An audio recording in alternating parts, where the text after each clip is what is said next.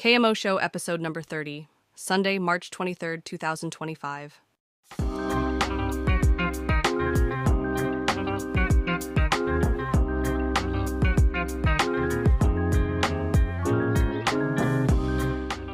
You are listening to the KMO Show. I'm KMO, and I am joined by somebody who approached me via Substack, which is my only social media really these days. And I'm not sure how he wants to be identified, so I will just say, guest, please speak about yourself for a bit. Sure. So thanks for having me on the pod. My name is Kevin, and I currently co-host a podcast of my own called Synthesize Sunsets, which has an accompanying Substack. And on the podcast, we talk about a lot of stuff related to speculative fiction and also the evolution of popular culture and kind of like where we see that going. And also what we talk a lot about what sorts of media may rise and fall as we kind of just like, hurtle into this new world of AI and algorithms. Our most recent, let's see, I would say that the articles that we write are usually along those lines, but we also have a lot of articles that are sort of like reflecting on childhood. So it'll be about some childhood experience and how that relates to some work of speculative fiction we'll be reading or something along those lines. And so I would say that we're still kind of trying to find our identity as a publication and a podcast, but it's been pretty fun so far, and so we're interested to see how it's going to go. You were one of the people to restack one of our more recent posts, and so I just thought it'd be a good opportunity to kind of talk about that and also other things. Well, what post was that? That post was 17776 by John Boyce and the slow cancellation of the future. And just in very brief terms, what's the topic there? What is that long number? Right, sure. So 17776 is a, in my opinion, actually, one of the more significant, one of the most significant works of science fiction in the 21st century. And it's this book by, it's a stretch. It is this narrative by a sports writer named John Boyce that is very multimedia. So when you read it on the internet, it starts off as like this article, and then it turns into like a calendar, and then it turns into almost like this play script. And you just have all these things like GIFs and videos and text interacting in this very crazy way that wouldn't have really been possible that long before it was published. And I remember reading it, and I really thought that it was a sign of what was to come in the landscape of speculative fiction. Like, I was like, okay, this is a sign that we have moved beyond just like the paradigms of text and video, and the new science fiction is going to be stuff that's in like these multimedia forms that we're not familiar with, and some stuff that's going to have to develop as we get more familiar with it. But since that work came out, which I believe was in 2017, I would say that the opposite has happened. Like, we've kind of just, as a society, doubled down on text and video as a society on the internet. And I think this has been a real shame, because I just feel like the internet is not as kind of like explosive and vibrant and novel as it used to be. And in this article, I try to tie this into the ideas of Mark Fisher, who is this left-wing sociologist, and his main idea was called the slow cancellation of the future, which is basically this idea that in the 20th century, especially the first half of the 20th century, people had all of these different novel ideas of what future they want to live in and what society might look like, decades, centuries down the line. Whereas in the latter half of the 20th century, and especially the 21st century, the future has sort of unceremoniously faded away. And now when people think about the future, they kind of just imagine like a similar sort of dystopian world that hasn't really changed much. And there's been a lack of vision in terms of imagining what comes next. And he has a lot of different reasons for this, but to me, these two topics are just very intimately related. Well, the crossover audience between my podcasting efforts and those of Doug Lane, who's a friend of mine and somebody who's a ideological leftist, but somebody who criticizes the left from the left, they will definitely recognize the name Mark Fisher. In addition to the slow cancellation of the future, he's, I think, best known for the notion of capitalist realism. I think he had a book by that title. And also Exiting the Vampire Castle. He was one of the first people on the left to criticize leftist cancel culture.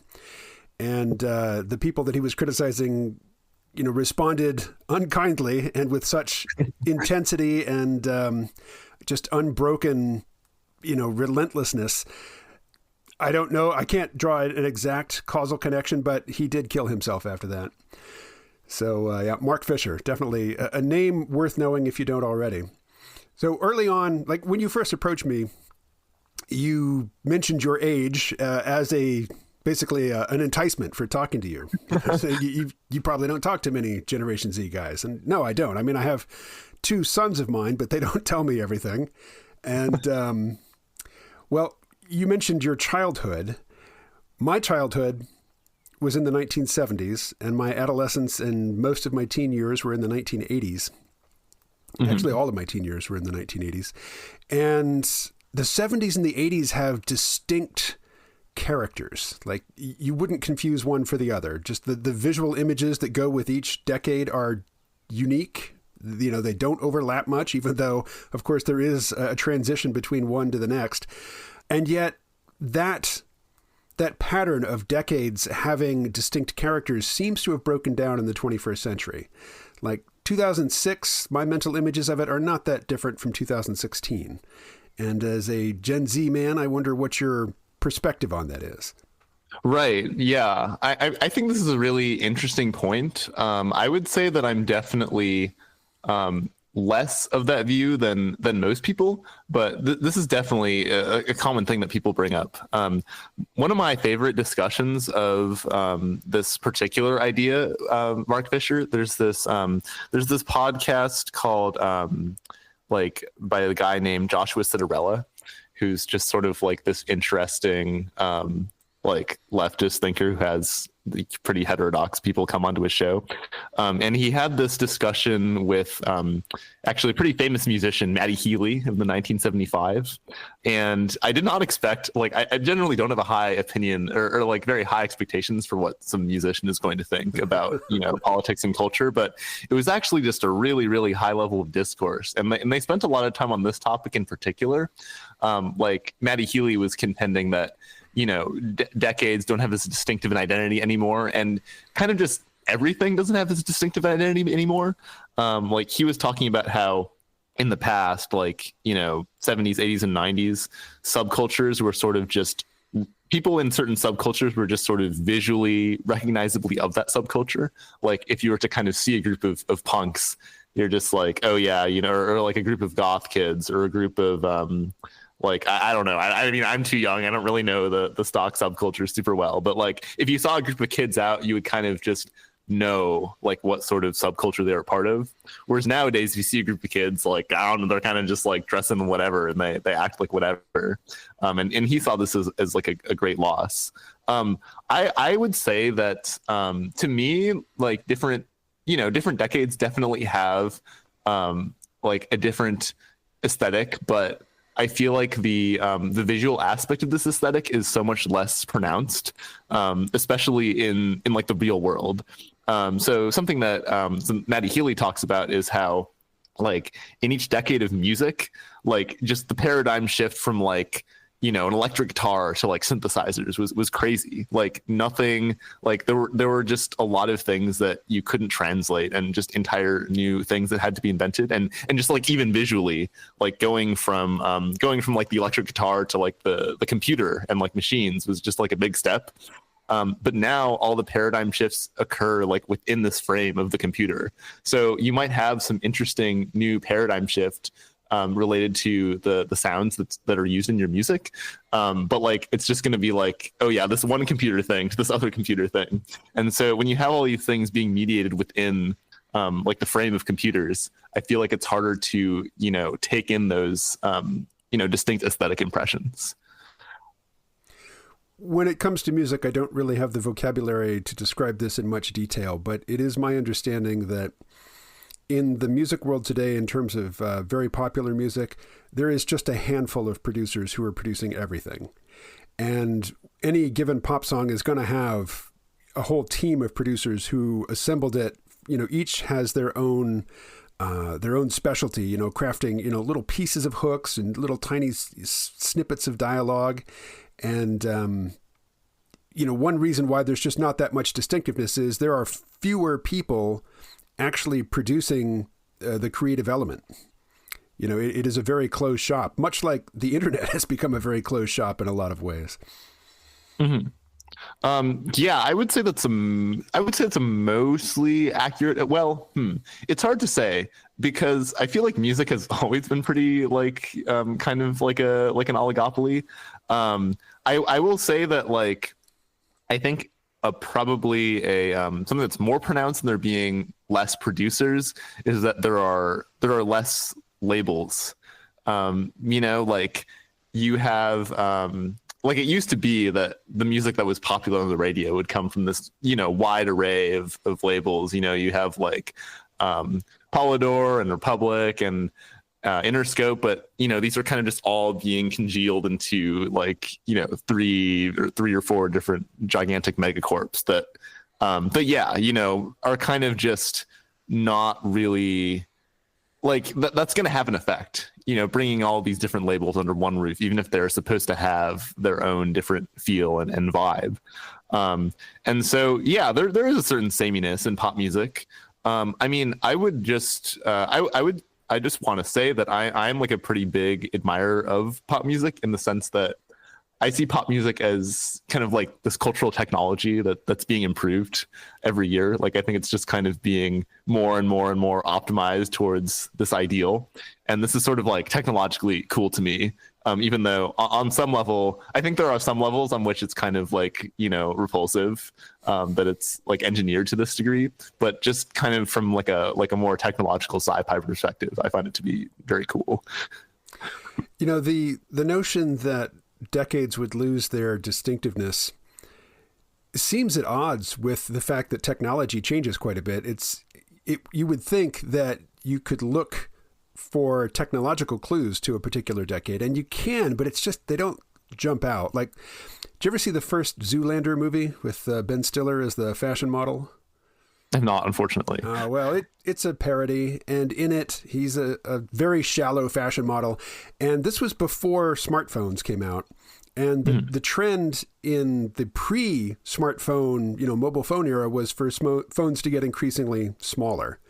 And Zoolander's phone was like a prize out of a Cracker Jack box. It was a tiny, tiny little thing. It was impossibly small. There were no phones that small at the time, but that was the gag, that this New York fashion model has got the latest phone and it's tiny. Mm-hmm. That doesn't happen anymore. I mean, iPhones, it used to be that, you could look at a movie and you would be shocked at how big somebody's phone was. And that's because, oh yeah, that's from 5 years ago, when phone technology was very different than it is now.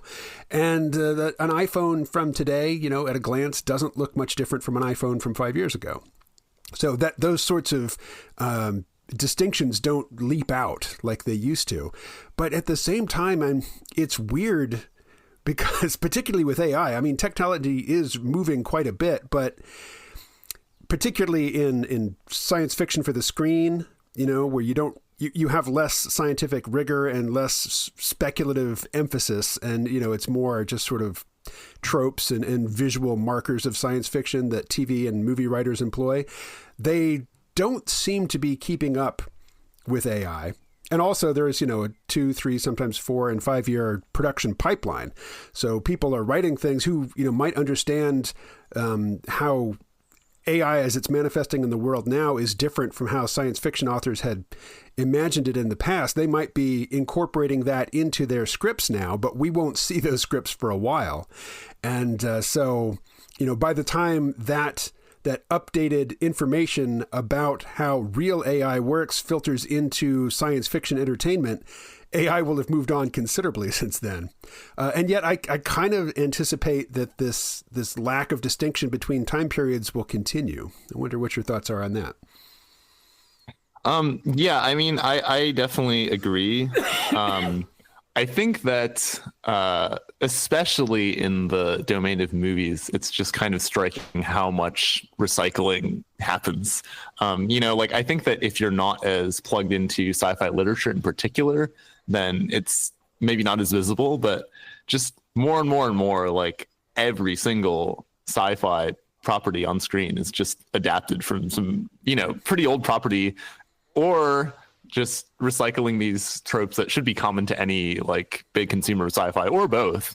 I remember I recently saw Mickey 17 in theaters, and it was just like so striking to me how many elements of these films were just recognizably of other science fiction properties. Like these aliens show up who just look incredibly similar to the aliens in Nazca of the Valley of the Wind from like the 1970s. And then, it's based off of this pre-existing novel. And, it's about this guy who just like dies a bunch of times and comes back to life. It's just like, wow, I've never seen that before. And I think that I do wonder, like, is the movie industry going to eventually they're gonna stop running out of these big sweeping sci-fi narratives to adapt, right? There are only so many Dunes, and so I kind of wonder, like, will that happen, or will people just kind of be satisfied to kind of just get these sci-fi films that are just regurgitated forms of everything else that has already come before it? Well, there's a lot of different ways to go with that, but for the non-film geeks, I want to point out that Mickey 17, which I have not seen, is directed by Bong Joon-ho, who directed Parasite and Snowpiercer and an older, really fun horror movie called, what was the one with the monster in the bay? What was that? Not familiar. I think I've only seen Memories of Murder and the ones you mentioned. Oh, okay. Well, anyway, he's visually a very creative director, a bold director. Oh, he also did a movie for Netflix called Okja, which was about... Oh, right. I've seen Okja as well. Yeah. Well, for those who haven't, it's about a genetically engineered like hippopotamus that is being raised for meat, but it's cute and smart, and it's a, don't eat meat propaganda sort of film.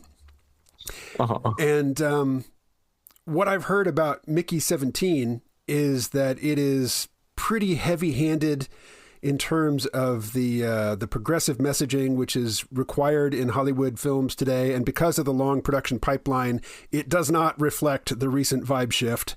And so it really stands out as being, sort of oppressive and heavy-handed in that way. I wonder if that vibes with your impression of the film.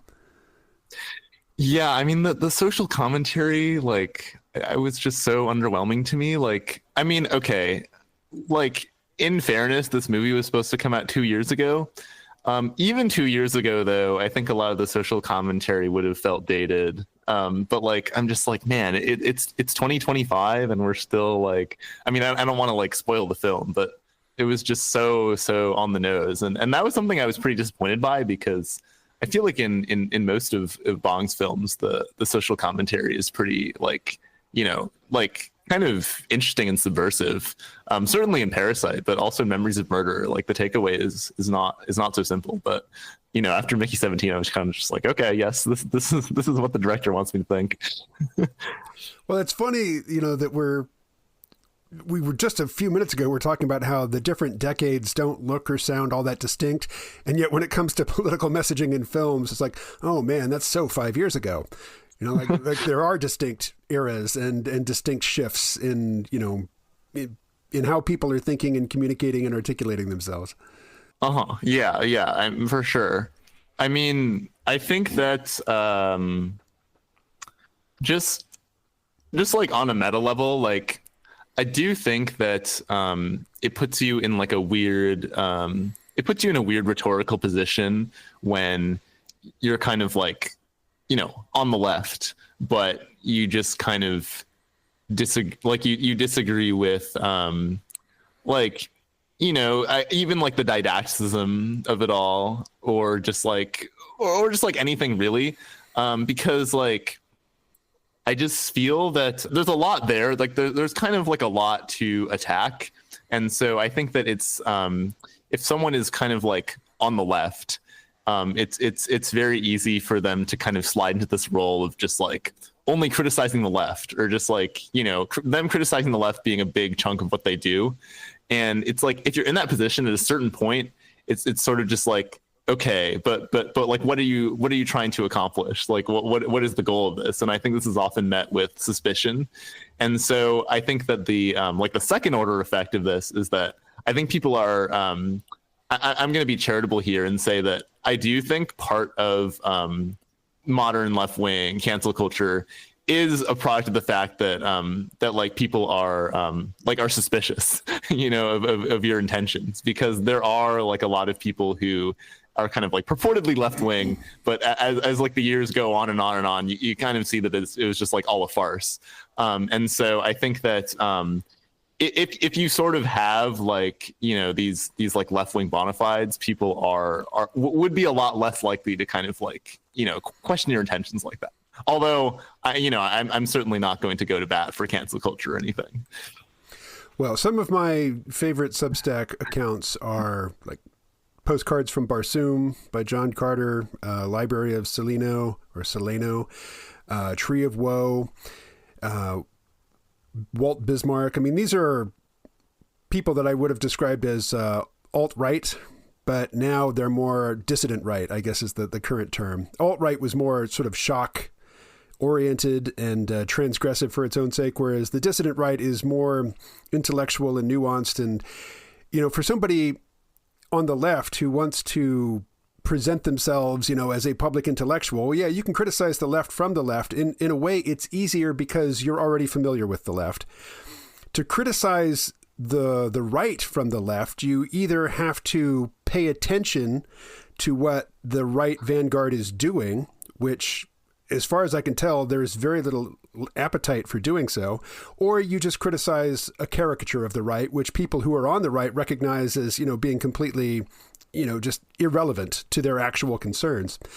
But if you're going to, you know, make the effort and actually follow and internalize nuanced arguments by people that you expect to disagree with, you know, you got to know going into that very few of your intent and audience members are going to follow you in that.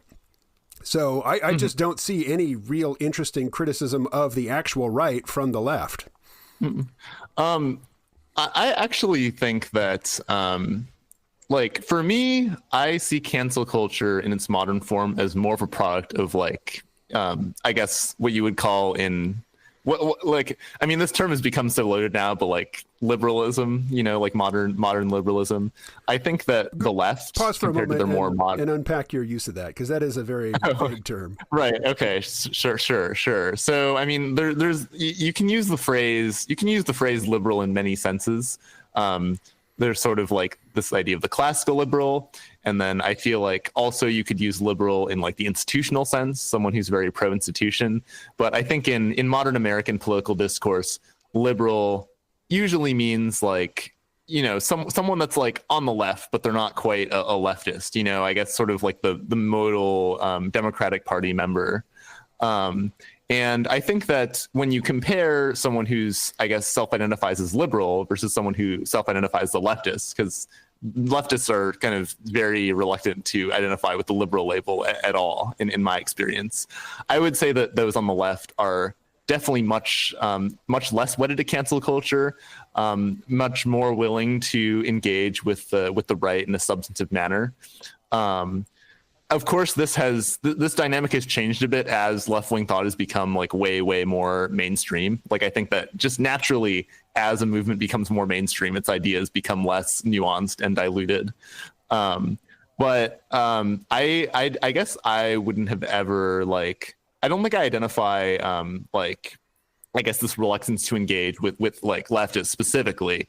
I feel like if you like, I don't know if you're familiar with are you familiar with like the dirtbag left at all?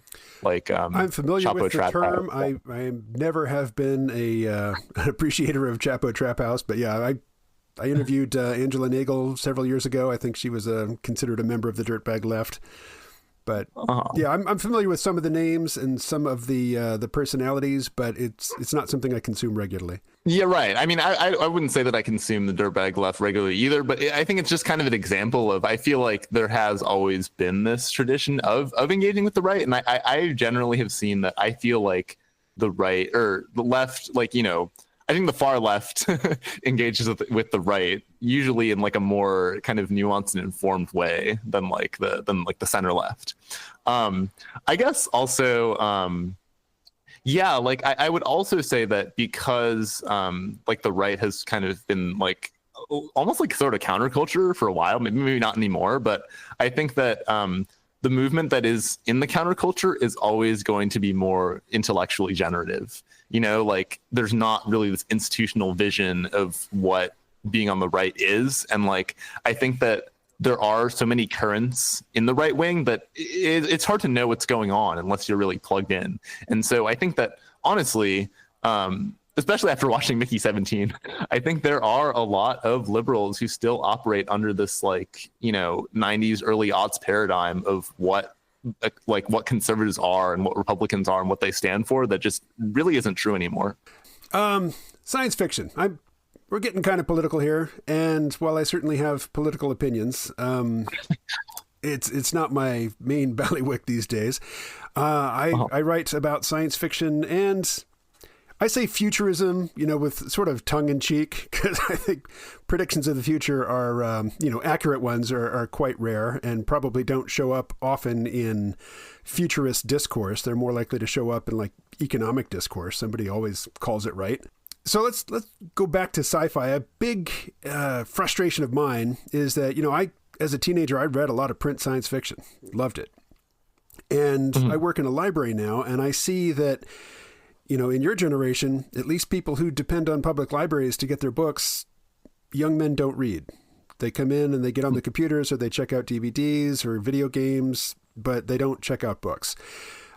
Young women do check out books, and the science fiction, like the mainstream publishing end of science fiction, has shifted hard over into romantasy, graying into like, you know, erotica and what a fellow librarian calls book porn, because, you know, it doesn't have the stigma of full-on audiovisual porn that you'd get from the internet. So, you know, they can read it at home in front of their parents or read it wherever. And, you know, it's created an ugly feedback loop in that young women read books, young men don't. So the publishing industry, you know, if it has its ideological side, but just, you know, market forces alone would cause them to tailor their output for the people who are already spending money on their product, which is going to drive it further in the direction of appealing to women and driving away men. So I've been saying that on my blog quite a bit, so I'll stop and get your perspective. Right. So, yeah, I mean, there's there's a lot of stuff to respond to here. I mean, I think that you have this, first of all, it's certainly true. Like less men are reading books. And I guess like not to sound like a suburban mom, but I think a large part of it is the video games. You know, for like, you know, for sci-fi and fantasy in particular, I think that a lot of men who would have been reading about these literary adventure fantasies in the past are now getting that same narrative feel from, or that same narrative experience from video games, only it's even more awesome because they get to partake in this narrative themselves. Like they don't just have to kind of imagine themselves in that world. And so I think that a lot of the narrative energy in terms of entertainment targeted towards men has moved towards video games. But I think that it's also true that there are other things at work, you know, like there are all of these complicated feedback loops when it comes to publishing. yeah, publishing has definitely moved in a more a more like female direction. And there's many different stories you can tell about this, right? Like one is you could say that it's like this ideological, you'd say it's ideologically motivated and the result of these like woke publishing houses. Another angle you could take is that it's market forces. And then there's other takes you could take as well, or you could say it's a combination of all of them. And I guess I'm pretty sympathetic to the argument that it's a combination of market forces, but then also there just being so many fewer publishing houses. I mean, the consolidation of publishing has just been a complete disaster, in my opinion. There's just like basically 4 or 5 publishing houses that publish essentially all the books that are popular in the United States. And I think that when you have that situation, you're more likely to have these market inefficiencies. Like if you were to have a healthier ecosystem of medium-sized to small publishing houses that were writing books for other demographics, then I think that you would be less likely to see it as extreme as it is now. But because there's only 4 companies that just really care about their bottom line, you just see a lot less variation in what's getting published. And I think that I do expect that to change, but I do think that it is to some degree a product of like the consolidation of these like large corporations. Apologies to whoever's argument I'm about to steal. Somebody presented this to me, and if I could remember who it was, I would credit them. But there's what's the phrase? A principal agent problem in publishing, in that books tend to come to the attention of publishers via agents. And agents don't take the same financial risks that the publishers do. So while they are supposed to be representing the publisher's interests, in fact, they're really primarily engaged in managing their own social reputations amongst their peers. And so, there came a point a few years ago when it was beyond not cool. It was simply just not done to buy the work of, and this is from agents, to buy or champion the work of emerging white male writers. If your new protege was not in some consecrated demographic, it just, in terms of the social standing of the people in that world, it just, that didn't fly. And the fact that it was damaging the sales, the financial returns of the publishers, didn't affect the agents directly. That's the principal agent problem, where the agent is supposed to be representing the interests of the principal, and they don't. They represent their own interests. And I think the industry has adapted to that by leaning hard into book porn, aimed at women. And part of it is in science fiction, and then, part of it is just romance. This is kind of off topic, but there's a disturbing trend that I see just as a librarian, and it's that these very sexually explicit romance novels aimed at young women have covers that would be very appealing to children. They're very cutesy, very simple looking covers, which is weird. And part of it is some of these authors started out writing young adult fiction, which was not sexually explicit, but the authors have aged, their audience has aged, and, they and their audience are more interested in sexually explicit material. And so that doesn't explain why the publishers, because it's not the writer's choice to put a cutesy cover on a sexually explicit book, but, it does explain the shift in content by the writers and readers, although not the behavior of the publishers. Mm-hmm. I mean, I think the simplest explanation is they've market tested things and that's what sells. Yeah, just simple A/B testing. Yeah. No. But yeah, I just feel like this is a pretty clear. I think this is a case where there is a pretty strong, I think there's a pretty strong case to be made that publishing could be best improved through a left-wing frame. I think that I think it's hard to argue against the idea that the consolidation of publishing into these gigantic mega corporations has been a big contributor into the flattening of the literature landscape. Because if there were kind of these more of these smaller publishers that could get work out there, then I think that the market would respond. There would be a market for those books. It wouldn't be as big as the market for erotica with cutesy covers. But it would still have a way of getting out there. But now that pretty much the only way to get your stuff out there is through these large mega corporations, then it is kind of just up to the, like, it's much more sensitive to, I guess, vibe shifts, as you could say. Well, one thing we haven't mentioned is that, you know, we've been talking about changes in the publishing industry, but there are people who love science fiction, you know, from the 70s, 80s, 90s, and aughts, and they're still writing it, but, you know, the big publishers aren't publishing it, but they are.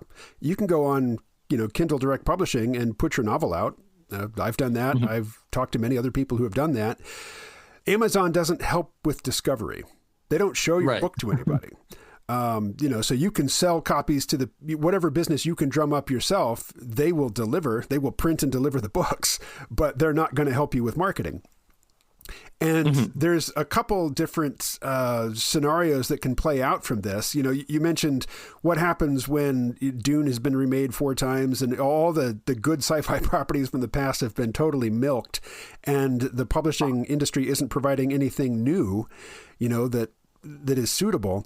There's a couple different things that can happen. The Hollywood studios can send their AI agents out into the internet and find all the stuff that people have been publishing, you know, outside of the mainstream publishing apparatus for the past decade, and you know, option those books for films and TV and such, which would be great news for the people who have been struggling, you know, outside of the mainstream to keep their favorite genre alive and vital. Or the AI can just go out there, sample all the stuff that was never published and never really recognized, and just mine it for bits of vitality to take back to the Hollywood studios, and not reward the people who struggled in, you know, in isolation and in, you know, under hard circumstances with no, you know, no feedback, no encouragement, and no, you know, significant paycheck. Mm-hmm. Yeah, I mean, that would certainly be kind of a dystopian outcome. But not surprising. I think, yeah, but certainly not surprising.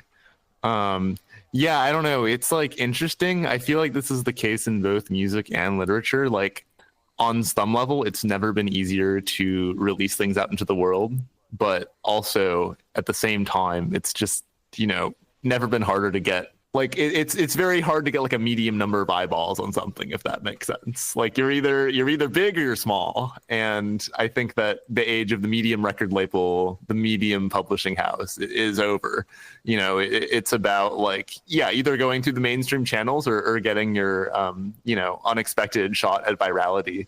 I saw actually a pretty interesting take on Substack recently. I really can't speak to like how true it is, but this person was basically hypothesizing that they think that people perceive reading books as even more feminine than it actually is, because a lot of women have become very good at sort of marketing like books as lifestyle, if that makes sense. You know, like both authors and readers being able to create a brand around their engagement with literature, and like posting about it on social media in a way that's enticing and gets people excited to also partake in this activity. Whereas if you think of guys, like, I mean, the ratio of, like, I guess, female literary influencers to male literary influencers is probably like ridiculously high. And like, I mean, it just kind of makes sense. Like, I feel like it's like it's harder for me to imagine a guy doing that sort of thing. Are you familiar with Book Talk? Yeah, I'm familiar. Okay. I'm familiar. So for those who are my age or older, the talk there is TOK, not TALK. It's a subculture on it's a channel, but also it's an account, but also a subculture on TikTok. And basically it is it's a pipeline for amplifying, you know, the personalities in the book porn world. And again, book porn not being the sort of imagery that pornography, you know, the word pornography brings to mind, but the evolution of what used to be called the bodice ripper, which was basically rape fantasies for women that starred, you know, relatable women and hunky men as personified by a model from the 80s, a guy named Fabio. Do you know about Fabio? Yes, I do know. I do know Fabio. Anyway, the genre has moved on from there and fused with some science fiction, but mostly fantasy. And also the 50 Shades of Grey turning point has really just shifted the whole thing in a very BDSM direction. It's far more prevalent in book porn and, like book talk than it is than you would imagine. Like looking at the covers or just reading summaries of these things. The summations from the publishers are often, there's a wink and a nudge, or there's some coded language. I mean, they don't present themselves to the uninformed the way they do to people looking for a particular experience from their books. It is an odd phenomenon. Oh, yeah. I mean, I don't want to dunk on romantasy too hard because I feel like don't worry, I'll do it. Kind of easy to do. But because I think that there is variation within romantasy. Not all romantasy is just hard erotica. I would also say that this is not a new phenomenon at all, right? These sort of trashy romance books have always been popular. But like you said, what is different is that they have a much more innocuous presentation to a person who doesn't know much about it. And I think especially as different demographics drift apart, in terms of what they consume, people are way less tuned into what this stuff actually is. We know, I assume people on Substack, surely know all about romantasy and its perils after the last discourse cycle. But if I talk to my average guy friend who has just not cracked open a book for fun in a while, they're not going to know what A Court of Thorns and Roses is. They're just not going to know anything about this. And yeah, I mean, I think this is not such a good precedent. I think that we should be honest about what it is that we're reading. And of course people can enjoy things, but yeah, I think that there should definitely be more stigma towards this sort of thing. I remember I mean, that's basically all I have to say about that. I have nothing against people reading what they want to read in order to get a particular sensation that they're looking for. That's fine. I mean, that's what everybody does. Some people they're searching for something that I appreciate, and some people are searching for something that I don't appreciate. What irritates me is that science fiction and fantasy have been joined at the hip my whole life, and the fantasy, and in particular fantasy aimed at women, portion of that genre is crowding out everything else. So if romantasy didn't grow at the expense of speculative fiction, I would say, go with God, I wish you well, enjoy. But given that it's a zero-sum competition with my genre, I'm antagonistic towards romantasy. Yeah, this is something that I've been thinking about a lot, because I think on some level, I think that having this blend of fantasy and science fiction makes sense. I mean, if you've ever read Ursula K. Le Guin, it's just yeah, it makes sense that you can join fantasy and science fiction in these interesting ways. But I do agree, we're kind of in this golden age of fantasy in terms of popularity. I don't think I don't know if fantasy novels have ever been as popular as they currently are. I mean, it's one of the last genres that people still read a lot of. I would certainly say that fantasy is the most widely read genre in my age group. Besides maybe some form of nonfiction. But yeah, at the same time, the sort of really hard conceptual science fiction has kind of been pushed to the side. And I feel it's not even about a lack of works, but it's sort of a lack of institutional support. If you look at, the mainstream sci-fi awards, for example, it used to be that, yeah, these awards were given to speculative fiction. They could theoretically be given to fantasy or science fiction or whatever, but they used to award a very particular type of novel. And I would say nowadays the types of novels that they award are quite different. It used to be that they would award, books that were more kind of like coming out of this more pulpy magazine scene and often had these like crazy novel ideas that like nobody had seen before. Whereas nowadays it's much more common for just kind of like a like, you know, the hot fantasy book of the year to be nominated. And I think that's fine and great, but like for fantasy to get that kind of recognition, but there isn't really like a counterpart, you know, like where is the award for the more hard sci-fi like publications of the year? Like where is the magazine that focuses on this type of science fiction? Where is the publishing house? And consolidation in publishing is really prominent in like the Hugo Awards. Like if you look at the Hugo Awards for best novel, it's basically just the Tor, which is a sci-fi publishing house that is itself part of another bigger publishing house that just basically pats itself on the back and wins over and over and over. I think it's been quite a long time since the winner of best novel has not been a product of Tor. And I think that's sad. You know, I think that there should be this diversity in publishing and this diversity in what sorts of genres get awarded by both awards and the market. But I see it as an institutional problem first and foremost. Well, I directed us away from politics into science fiction, and we've talked about the politics of science fiction. So let's redirect even harder into the science fiction territory, just science fiction for its own sake. Mm-hmm. You read it on the page. You haven't been doing it as long as I have, so you have the things that you have read and which have made a strong impression on you are probably going to be different, but also I'm imagining some overlap. So what are the big names, you know, either titles or authors for you in print science fiction? In print science fiction? Yeah.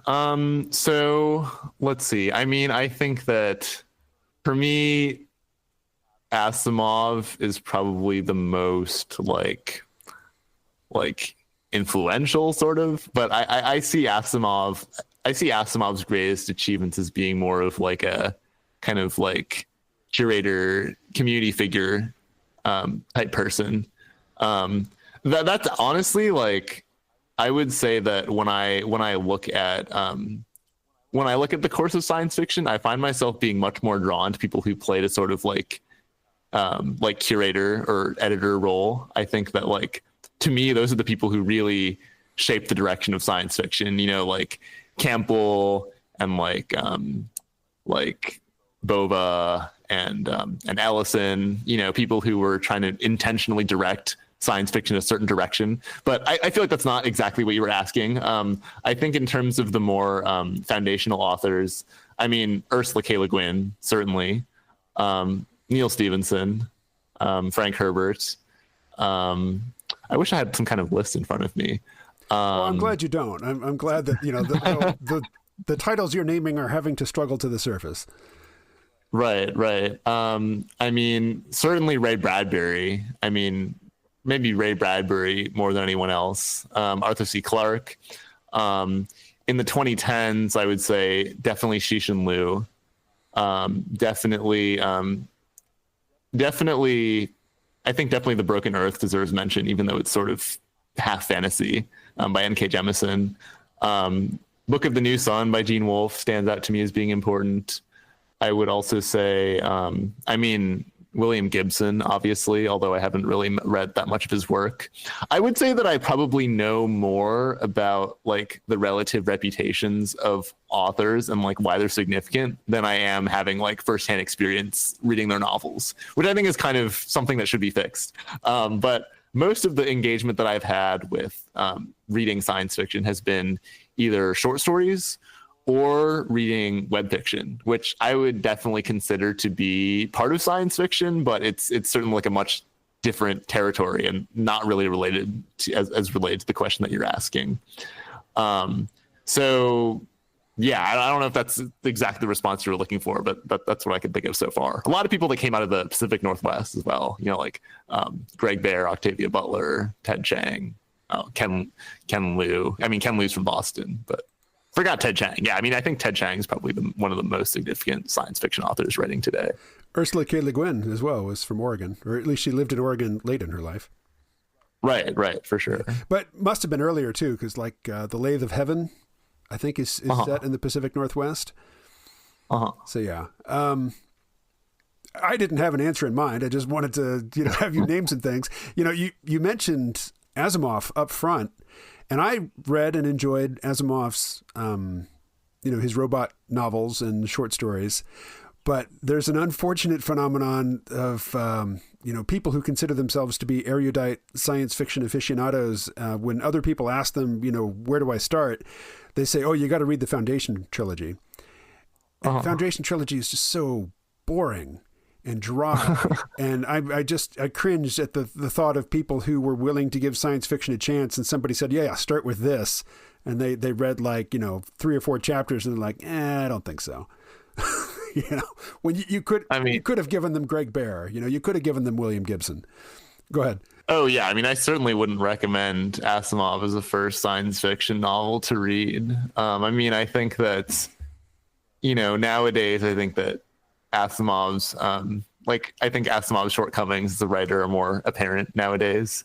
I think that you can say what you will about the changes in science fiction, but I think that it's fair to say that since Asimov wrote, science fiction writers are now expected to be much better character writers. There are very few characters in Foundation that I can really remember in any way. And I think that they are also incentivized to be much better prose stylists. Maybe not much better than they were in the 80s or 90s, but certainly better than when Foundation was coming out. And I think if you read Foundation now, especially if you're someone who kind of just pines for the glory days of science fiction, it's kind of a reminder that okay, well, but there are also some ways in which this genre has improved. I actually didn't find Foundation to be, the later books are not as interesting, but I found Foundation to be pretty interesting.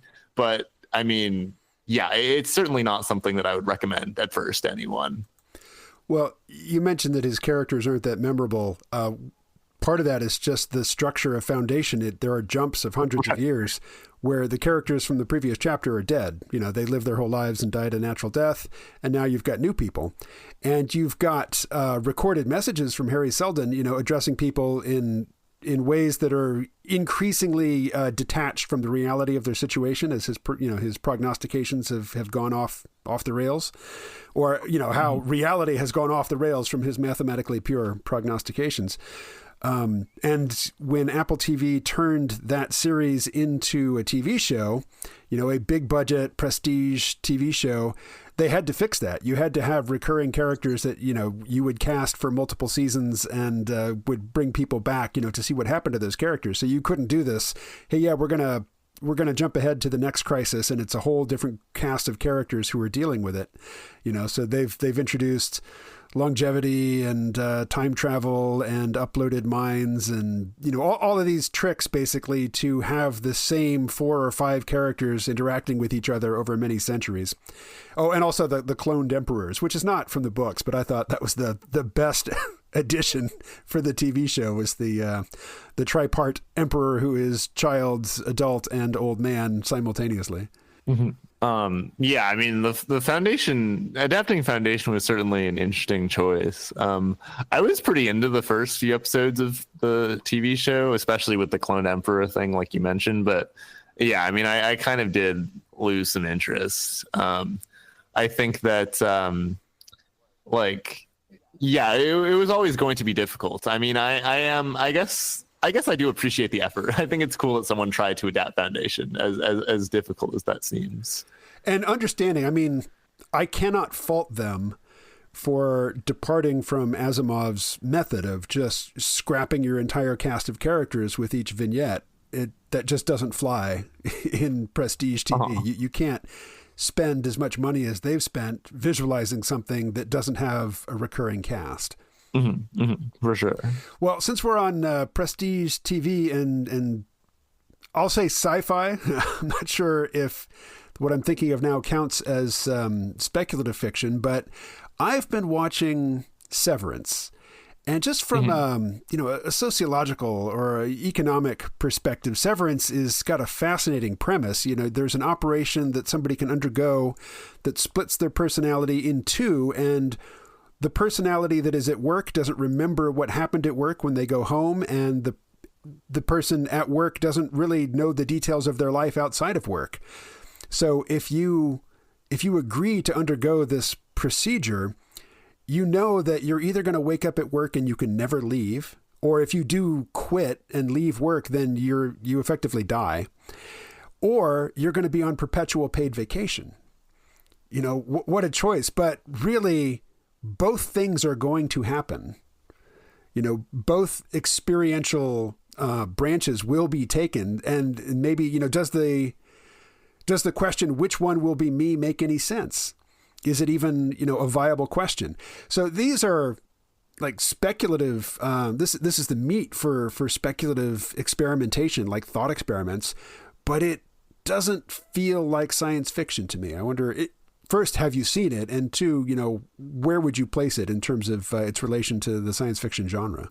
I've seen a few episodes of Severance. It's been a little bit of time, but I mean, I would certainly classify Severance as science fiction. Although I would say that as a general rule, I'm pretty liberal with assigning genre labels. I'm pretty willing to assign like a wider range of genre labels to like, you know, many things.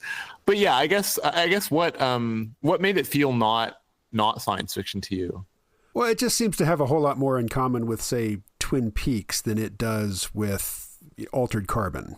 You know, it's very interested in style and tone, and other than the severance procedure, there is no technological difference between the worlds of that show and our world, except that when the characters go to work, they're using very, very old technology. Like they have computers, but they're big fat CRTs, you know, and big clicky keyboards. And do they even have mice?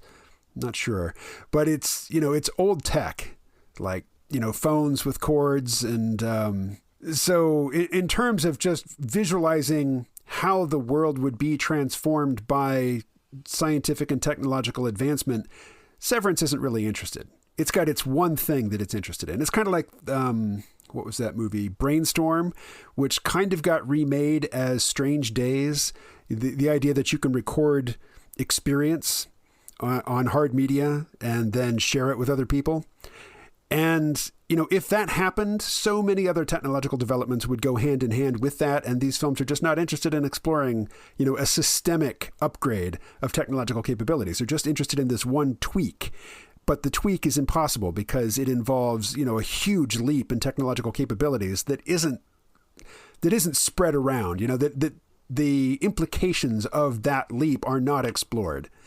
And, you know, this is to me the difference between Hollywood writers dabbling in science fiction concepts and people who, you know, are primarily science fiction authors who might get the chance to do big budget TV and movies.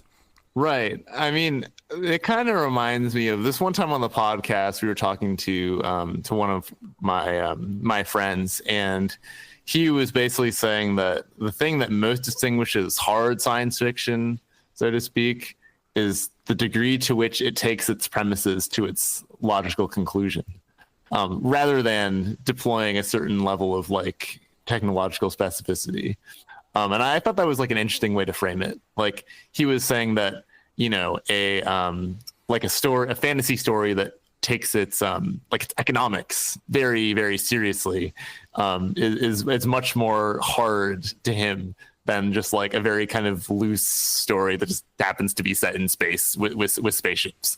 And I do think that this style over substance is a point of tension in a lot of things, but yeah, like I think that science fiction nowadays has become more of an aesthetic than like a vision, I guess. Like I think people are more interested generally in adopting a science fiction aesthetic than imagining than using it as a tool to imagine the future. I think they're both present, but I think that in some sense, the people who created the foundations of science fiction were too successful. They created an aesthetic they created a wide array of aesthetics that were so compelling that they kind of became compelling on their own without like a speculative component. And so I think that's where questions of genre start to get really interesting. Like if you have a story that is really grounded in the aesthetics of science fiction, like it has spaceships and it has like robots, but at the same time it just has all the trappings of like a fantasy novel or a fantasy adventure. Like, is it sci-fi? Is it fantasy? Who knows? Yeah, and to some extent, the distinctions between science fiction and fantasy, they're arbitrary. Mm-hmm. But when it comes to speculative fiction, you can have speculative fiction in a like high fantasy setting if you are really going to drill down on the implications of, say, your economic system, or if you want to be like. I've seen YouTube videos examining the military implications of dragons in Game of Thrones. Like you have a medieval setting, but you have air power, and you have the ability to bombard, fortified positions from the air with fire that is so hot it melts stone. I mean, that totally changes the way that you deploy military force or you project military force. And if only one side has dragons, then there's... I don't know that George R.R. Martin, or even more so the TV producers, Benioff and Weiss, really had that in mind and were, rigorously drilling down on it. But you could, and you could have some speculative fantasy, although I haven't seen much of it, just, to be honest. One of my favorite series is The Book of the New Sun. So I was happy to hear you list it as being prominent for you. How old were you when you first read it, and what was your experience of getting into it? I first read The Book of the New Sun very recently, like in the past year. I would say that, well, The Book of the New Sun was recommended very highly by pretty much every critic of science fiction and fantasy, as well as like a couple of my friends. I would say that it's not really my type of book. Like, I think that the amount that I thought it was good was much better than the amount that I enjoyed the reading experience. But I did just really appreciate the sheer ambition required to produce such a work. Like, I mean, sometimes I was just reading it and I was just like, man, I'm kind of surprised this ever was written at all. Or published. I mean, yeah, or published. But it was a different time.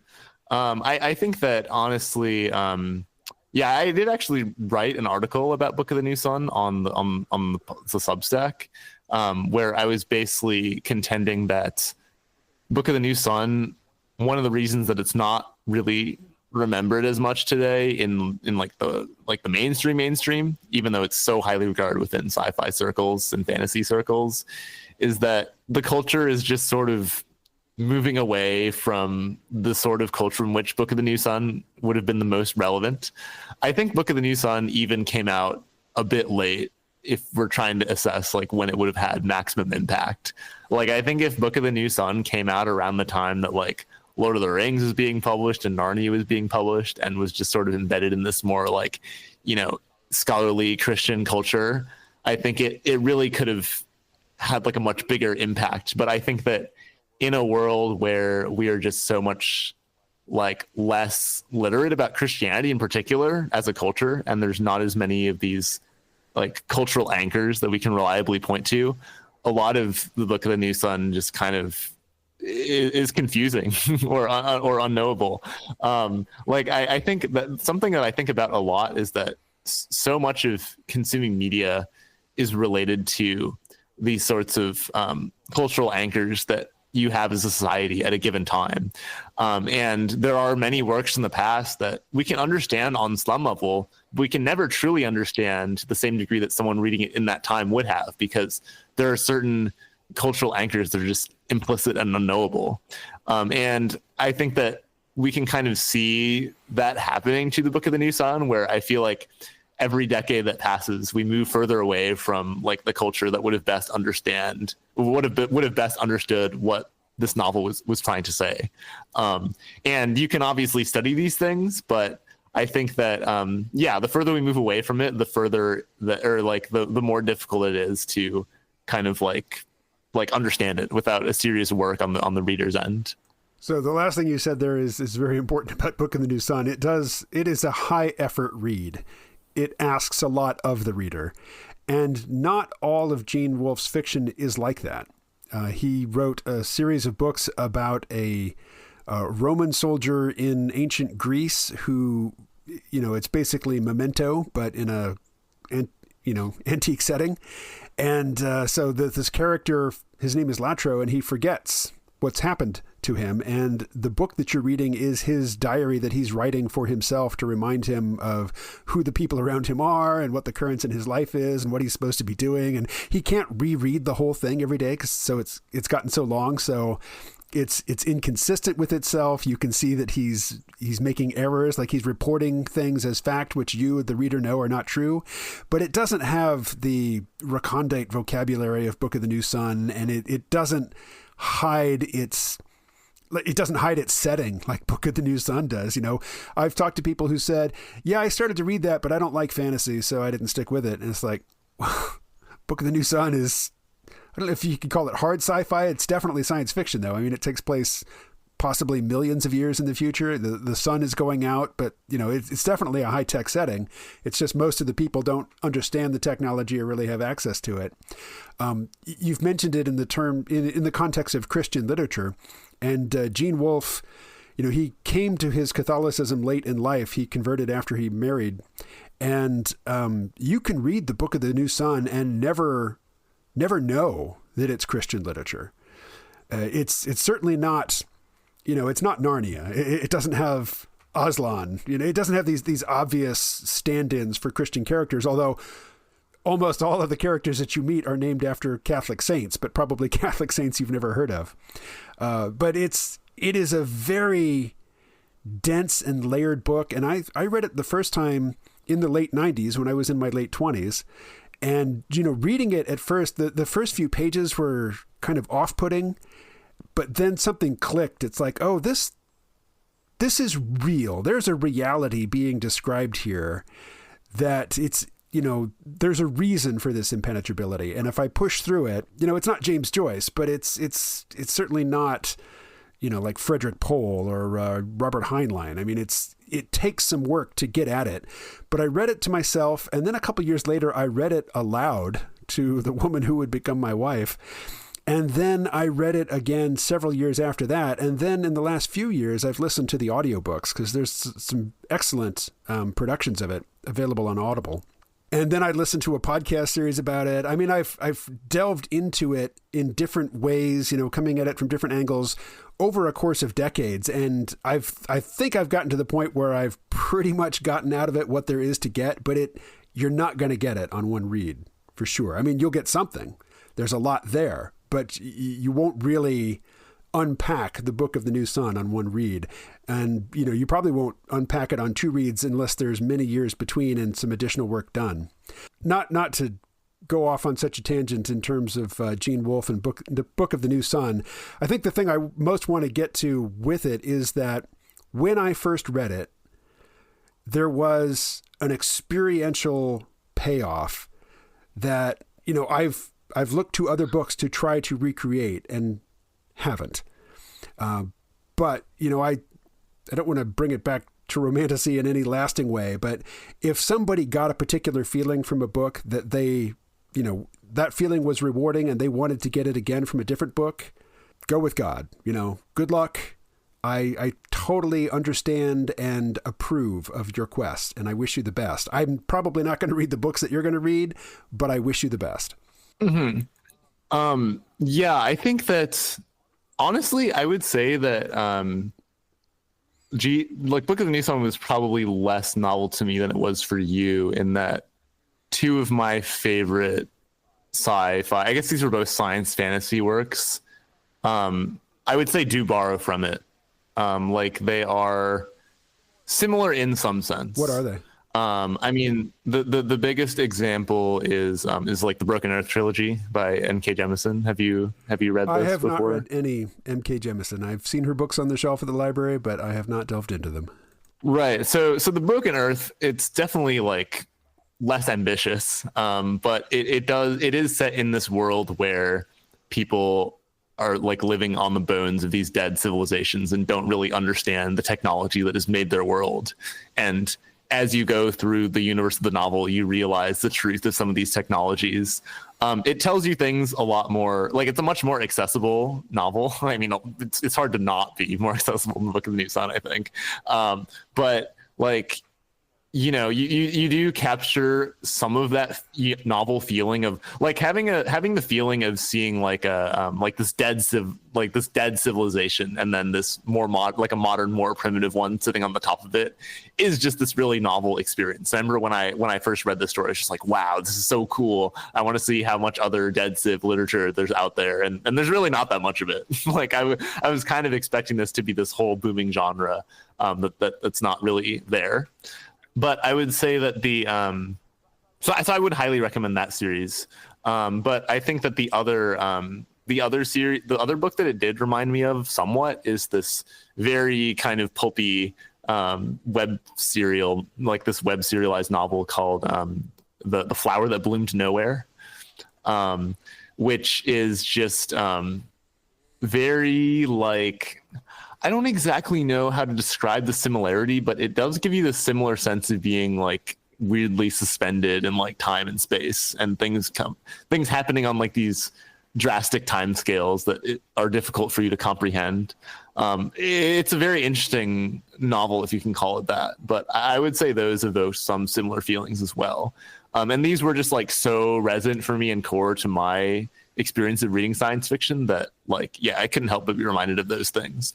But I think that the component that I did get from Book of the New Sun was actually this like the Christian component, honestly. Like I feel like the subtlety with which the Book of the New Sun treats Christianity is part of what makes it so much harder to read in the modern age. Like if you don't have like a pretty strong background in not only Christianity, but just like Christian scholarship, I feel like you're going to get a lot less out of it. And it's not even necessarily obvious what you should be looking to learn. You know, it's like you can't really just, you're not going to learn that much cultural information for the sake of just reading like one book, right? I guess if you'll allow me, I want to read like this interesting thing that Gene Wolfe wrote about the Book of the New Sun that sort of gets at like what I'm trying to say. Go for it. He wrote, "It has been remarked thousands of times that Christ died under torture. Many of us have read so often that he was a humble carpenter that we feel a little surge of nausea on seeing the words again. But no one ever seems to notice that the instruments of torture were wood, nails, and a hammer, that the man who built the cross was undoubtedly a carpenter too. The man who hammered in the nails is as much a carpenter as a soldier, as much a carpenter as a torturer. Very few seem even to have noticed that although Christ was a humble carpenter, the only object we are specifically told he made was not a table or a chair, but a whip. And if Christ knew not only the pain of torture, but the pain of being a torturer, as it seems certain to me that he did, the dark figure is also capable of being a heroic and even a holy figure." And like that sort of stuff, like it's just so like it's very interesting, very, very interesting and insightful, but so much of it hinges on the premise that the reader is very familiar with Christianity. Like there's this part where he says, many of us have read so often that he was a humble carpenter that we feel a little surge of nausea. I think there are plenty of people in Gen Z, like in the US who just like aren't that familiar with that phrase, but like he's asserting that like, oh yeah, you've heard this phrase so much you must be tired of it.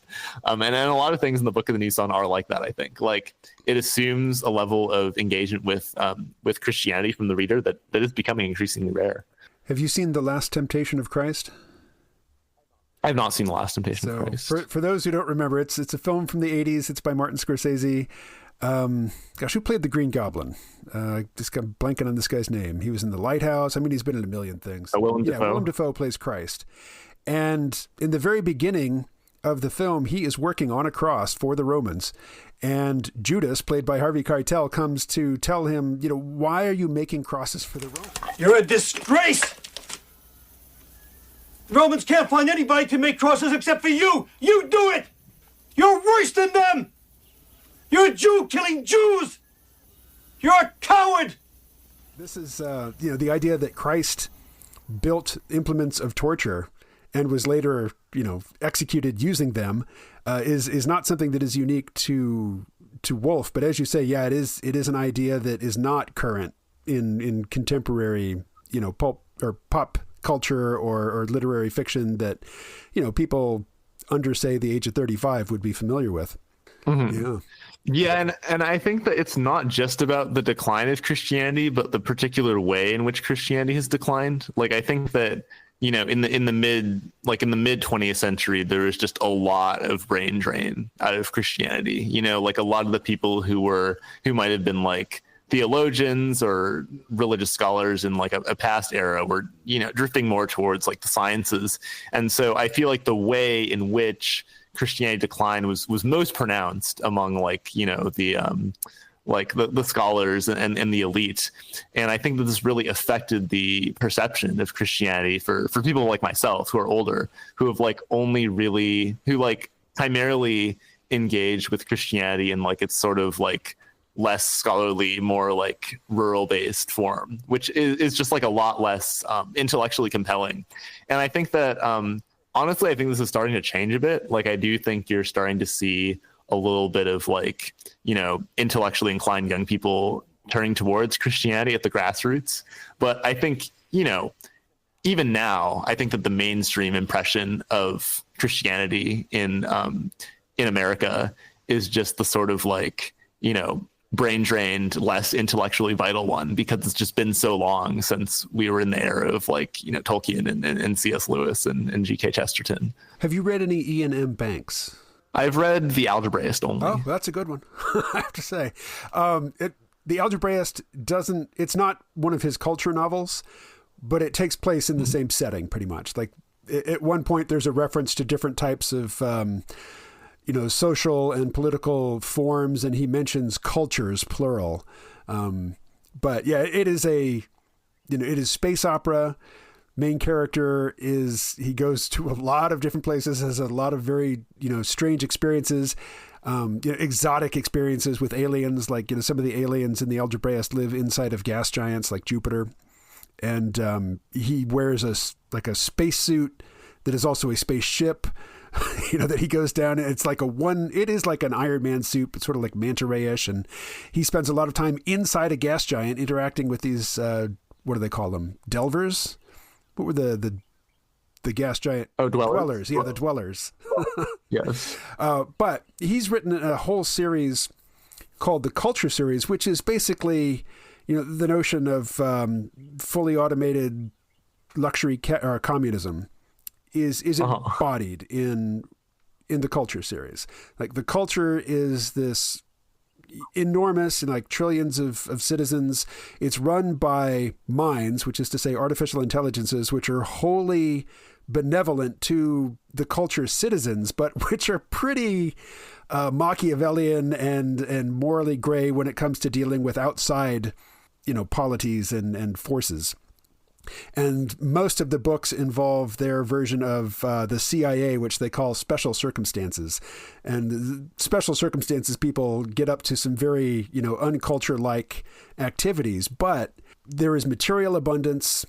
There is maximum freedom, minimal rules, absolute total gender equality. Culture citizens can change gender at will. It takes a few months, but there's no operation. It's not like it's something being done to you. You just decide, and your body transitions over to the other sex for as long as you care to. And so, culture citizens can both father and mother children. They probably could clone themselves. I mean, the options for how you want to live your life are, they're huge. It's a myriad of options.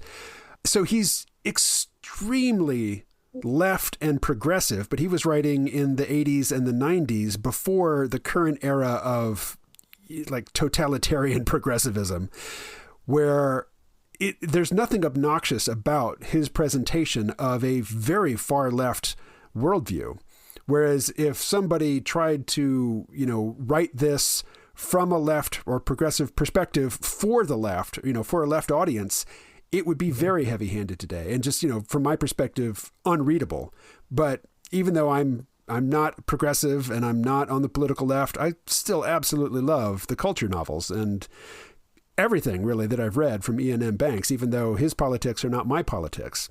So it seems like there's a way of engaging politically in a very substantial way that Iain M. Banks had mastered, which is either beyond the capabilities or just beyond the desires of the current crop of writers and I guess publishers as well.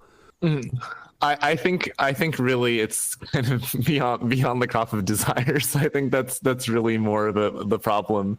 Like I think that if you write a novel like that is countercultural, like the culture was at the time, you can't afford to be didactic. No one would read it.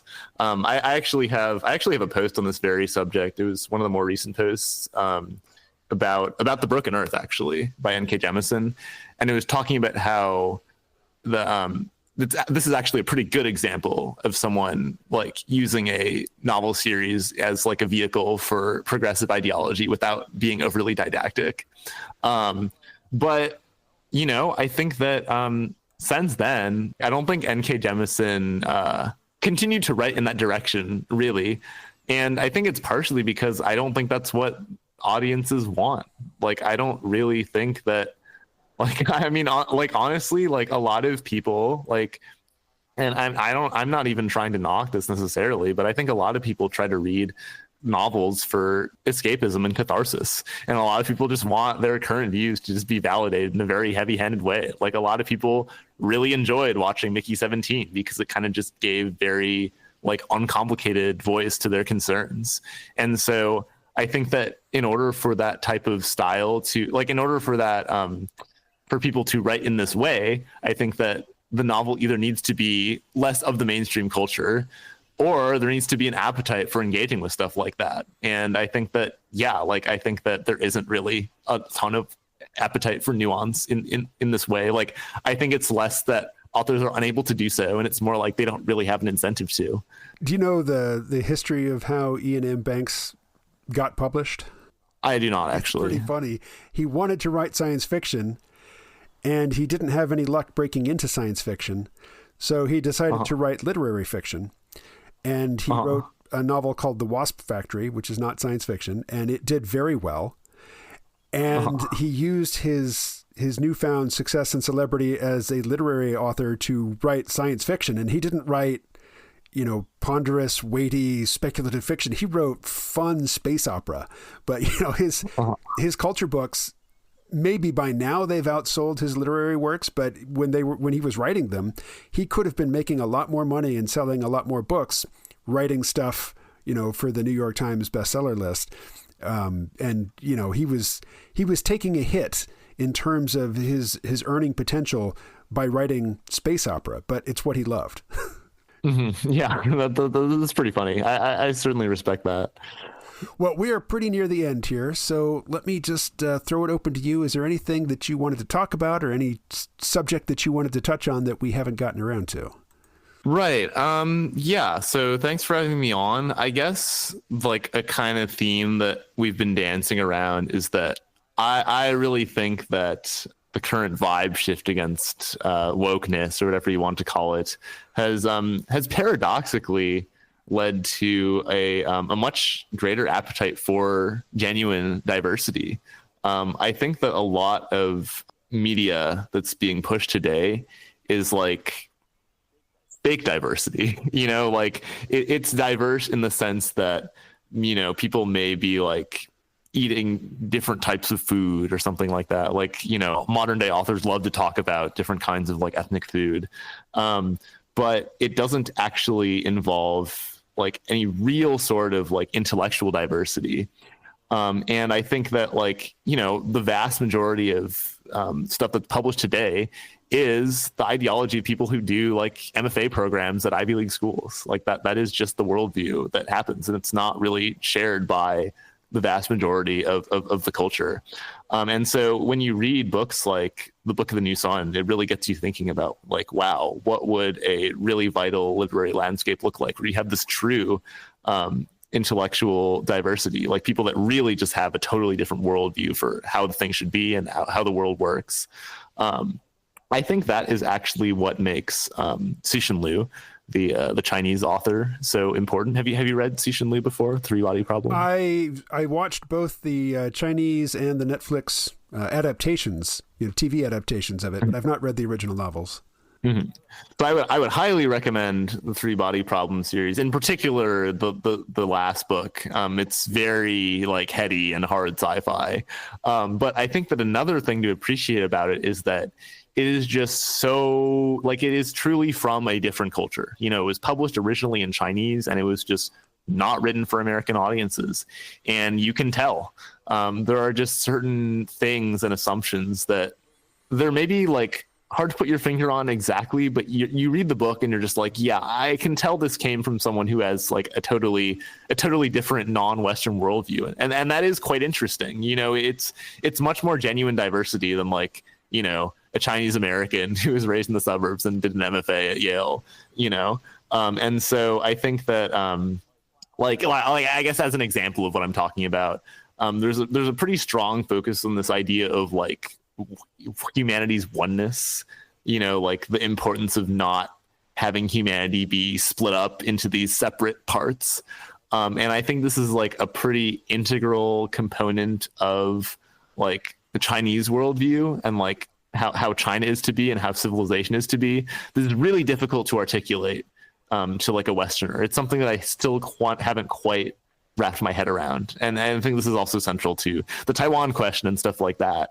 But it's just like, it was something that I don't think I understood quite well enough to articulate to someone, but I understood it well enough to be like, okay, this is why this particular focus is there.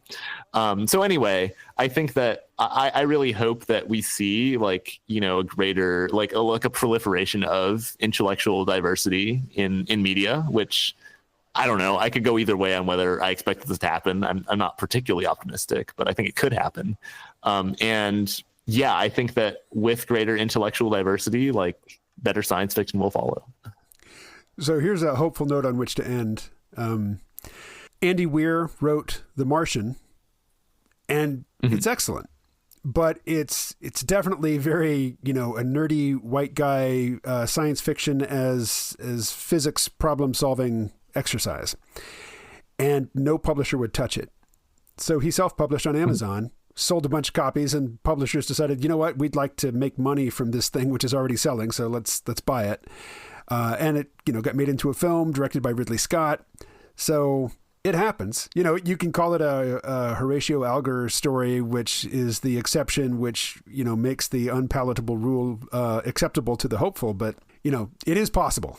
It is possible for good science fiction to get through the filters. Yeah, for sure. And like, honestly, like, I think that the points that are being brought up right now are just like, they would have been most salient and urgent like 10 years ago. I think, there's like a process by which these things trickle down. And I think now, like, the direction of these things has already kind of shifted, and so I think that I feel like this is something that I don't feel particularly like, I guess, sort of like puritanical ideology in publishing. It's like something that I'm not as pressed about, because I just feel like things are already moving with the culture, that it's just not going to be as salient as it once was. And I also think that market forces are going to shape things in a similar way. Like, I ultimately think that market forces basically determine all of the actions of these conglomerates, like almost all of them. And so I think that because we're seeing this vibe shift, I don't really expect this to be like nearly as much of a concern as it was in the past, like, 5 or 10 years or so. Although I could certainly be surprised. So we'll have to see what happens. Well, the personnel in publishing aren't going to shift as rapidly as, the vibes of the culture in general. They're kind of like the Supreme Court. They're an ideological anchor that is going to lag. Well, I mean, they could be fired by the, like, the Wall Street CEOs who said giant megacorps.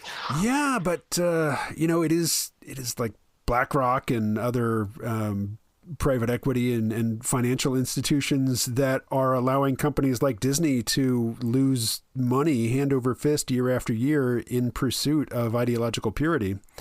So, I mean, the the progressive orthodoxy has significant financial backing, which is not, it is not as susceptible to supply and demand and profit as you might think in a society like ours, which is so, aggressively capitalistic.